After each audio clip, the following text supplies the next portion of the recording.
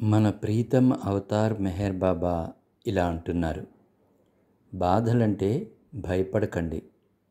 భౌతికమైన మరియు మానసికమైన బాధలు రెండింటినీ భగవంతుడిచ్చిన కానుకలుగానే భావించాలి. అవి మానవుడికి ఎంతో విలువైన పాఠాలు బోధిస్తాయి. ఇప్పుడు ఉండి మరుక్షణంలో కనుమరుగయ్యే విషయాల క్షణభంగురత్వం మరియు శాశ్వతమైన విషయాలలో దాగిన విలువ అట్టి పాఠాల సారాంశం. ప్రతికూల పరిస్థితులు, సంక్షోభాలు మరియు దురదృష్టము మీ మీద విరుచుకుపడినప్పుడు మీరు కృంగిపోకుండా, భయపడిపోకుండా అలా జరిగినందుకు భగవంతుడికి కృతజ్ఞతలు చెప్పండి.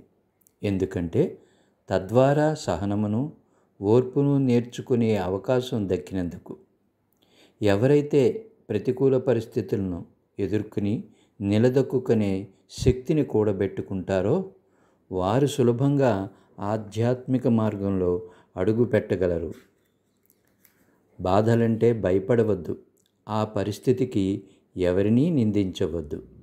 విశ్వాన్ని నడిపించే శాసనమును అనుసరించి మీ నిజస్వరూపాన్ని మీరు తెలుసుకోవడానికై మీరు పడే ప్రేమ పరిశ్రమయే ఈ బాధలన్నీ నేను భగవంతుడను అనే స్థితిని పొందగానే మీరు అనుభవించే అనంత దివ్యానందంతో పోల్చి చూసినప్పుడు అప్పటి వరకు మీరు అనుభవించిన కష్టాలు, వేదనలన్నీ నిజానికి విలువలేనివే అయిపోతాయి అన్నారు మన ప్రీతమ అవతార్ మెహర్ బాబా.